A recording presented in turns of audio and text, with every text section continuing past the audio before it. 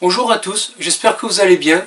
Alors là dans cette vidéo je vais parler un nouveau cordage de raquette, et à savoir je vais parler du cordage Westgut MT20. Alors pour ceux qui ne le connaissent pas, c'est un cordage en monofilament. Là je l'ai testé en 1 mm 25, mais je sais que il me semble qu'il existe en 1 mm 20 et 1 mm 30 ou voire 35. Enfin en tout cas dans le doute je mettrai des infos dans la vidéo pour vous confirmer ça. Alors dans cette vidéo je vais en parler en deux parties. Comme d'habitude, je l'ai testé sur deux raquettes, à savoir la Babolat Pure Aero et la Prokenex K10 305. Alors je vais commencer par la Babolat Pure Aero, c'est parti. Alors voilà, donc je vais parler de ce cordage que j'ai testé avec la Babolat Pure Aero. Alors il faut savoir que, voilà, au risque de me répéter, mais je le rappelle, la Babolat Pure Aero est une raquette orientée lift, et que de base c'est une raquette vraiment très puissante, hein, de par son profilé vraiment qui est assez élevé, et éventuellement sa rigidité. Et aussi son plan de cordage qui est de 16 par 19 avec un tamis de 645. Alors qu'est-ce que j'ai pensé de ce cordage sur cette raquette? Alors il faut savoir que c'est vrai que c'est un super cordage, franchement, un très très bon cordage, voilà, en monofilament. Pareil, je l'ai pas très tendu ce cordage.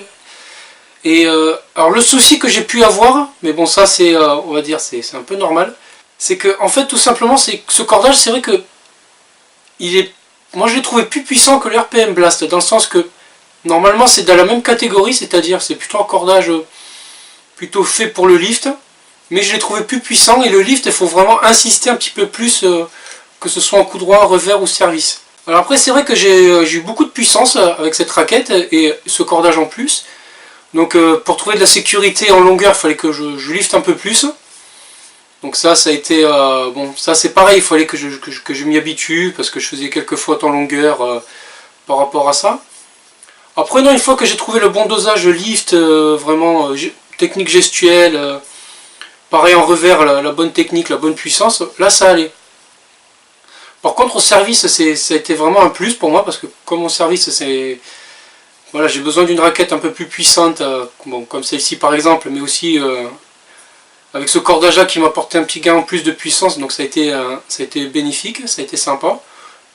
Après voilà, la volée, je vais dire, j'ai rien à dire, vraiment. Déjà la raquette elle est très confortable, en plus avec son cordage ça passait, on va dire, tranquillement, il n'y a pas de, j'ai pas de souci particulier à dire. Mais par contre voilà, le conseil que je peux vous donner, c'est que si vous avez une raquette pardon, de base qui est puissante, et que, enfin, plutôt orientée puissance et aussi orienté lift, parce que les deux vont de pair, je vous conseille vraiment de bien lifter. Alors à moins de tendre un peu plus votre cordage, mais ça faites attention, parce que si vous tendez le cordage et que voilà, vous avez des douleurs au bras, en ce cas je vous le conseille pas, hein. Je vous conseille pas forcément ce cordage là, parce que, alors à moins que vous soyez habitué, etc. Mais moi personnellement voilà, je reste à une tension qui pour moi me convient telle qu'elle est, donc qui est pas très tendue, donc ça me va comme ça, quoi. Donc non, vraiment un bilan très positif, vraiment avec un bonus de puissance qui est pas négligeable, mais attention, vraiment, si vous ne liftez pas beaucoup, là vous risquez de faire des fautes en longueur, alors, parfois de pas beaucoup, des fois ça peut aller 1 mètre au-delà de la ligne de fond de cours, donc c'est toujours pareil au service, faites attention à ça. Mais sinon un bilan vraiment très positif, mais voilà, mais je vous conseille quand même de prendre cet avis en compte, parce que après, voilà, c'est mes sensations à moi, c'est ce que j'ai ressenti, mais peut-être que vous, forcément, vous n'allez pas ressentir la même chose, hein, donc que je préfère mettre les choses au point avec vous. C'est vraiment mes sensations de jeu personnelles, hein, voilà, c'est avec mon style de jeu, la raquette, voilà, c'est que chacun et chacune, on est tous différents dans notre manière de jouer au tennis. Donc c'est pour ça que je donne mon avis personnel, mais n'entendez pas forcément compte à 100%, donc c'est pour ça que dans le doute je préfère vous dire vraiment tester les cordages, tester les raquettes pour vous faire votre propre avis. Donc là maintenant, une fois que j'ai parlé de la Pure Aero, je vais vous parler de ce que j'ai pu ressentir sur la Prokenex K10 305. Alors voilà, donc j'ai testé ce même cordage avec la même tension, je précise, avec la même tension sur la Prokenex K10 305.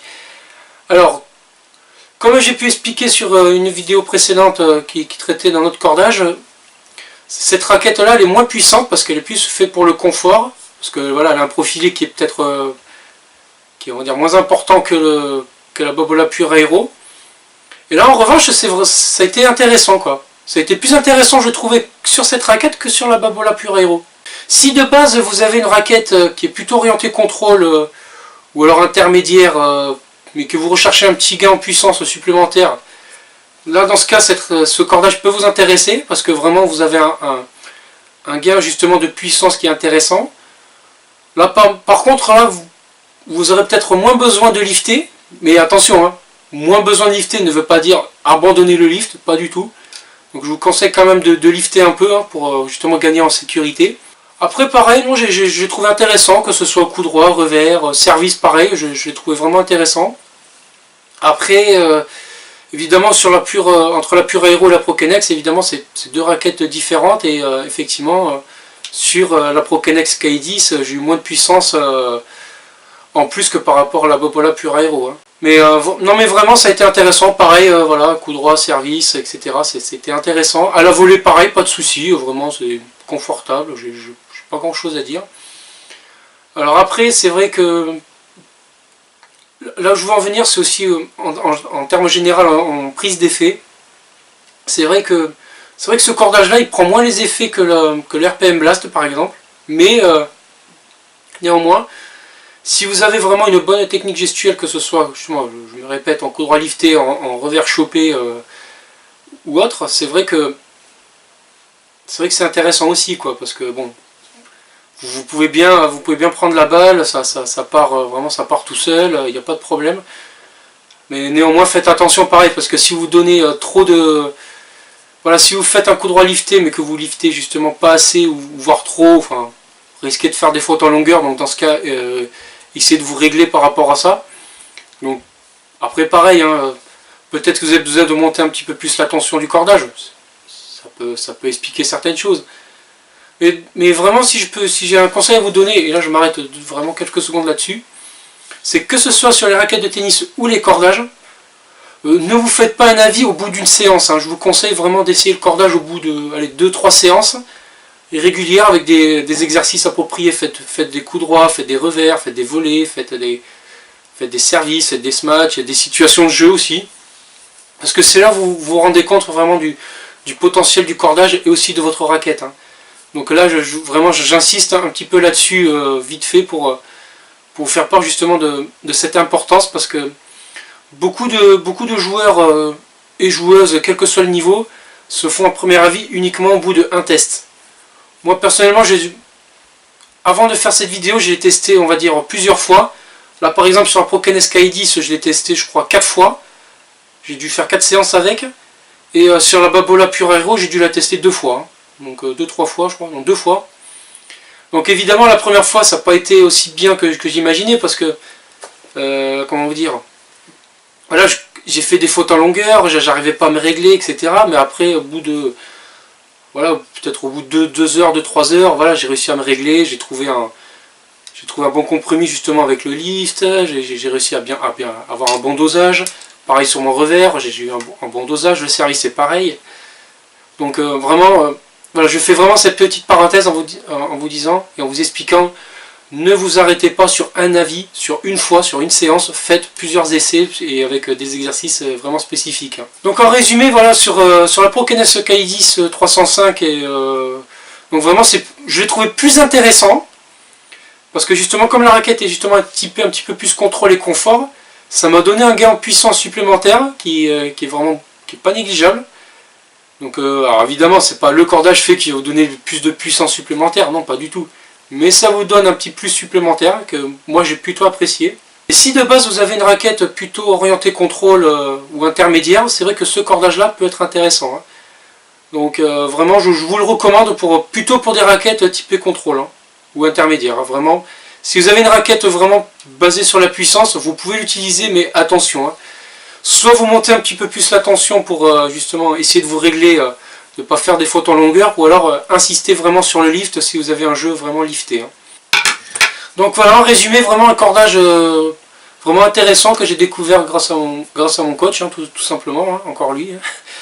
Donc un très très bon cordage. Alors après il est moins cher que... Enfin je sais qu'il est moins cher en termes de prix que le RPM Blast. Parce que alors faut savoir que le Westgut MT20 existe uniquement en bobine. Je ne crois pas qu'il n'existe à l'unité à ce jour. Enfin, mais dans le doute, je vous mettrai des infos justement sous la vidéo pour donner des petits détails. En tout cas, voilà, j'espère vous avoir donné un avis positif sur ce cordage, à savoir le Westgut MT20. Donc, si par exemple vous avez testé ce cordage, n'hésitez pas à le dire en bas de commentaires. Parce que ça peut aider d'autres joueurs en plus, donc ça peut donner un avis, ça peut donner des conseils, etc. Donc vraiment je suis là pour ça, hein. Donc moi ma démarche, je veux dire, je suis pas là pour vous vendre tel ou tel cordage, hein. C'est pas mon but. Moi je pars dans une démarche vraiment de vous faire découvrir, que ce soit des raquettes ou des cordages, hein. Même des accessoires justement. Donc voilà, je m'arrête là-dessus. Donc si vous avez justement des commentaires à dire sur ce cordage, n'hésitez pas à les faire partager. Je vous retrouve très vite pour une autre vidéo. Sur cela, bon tennis à tous et puis à bientôt pour une nouvelle vidéo. Tchuss.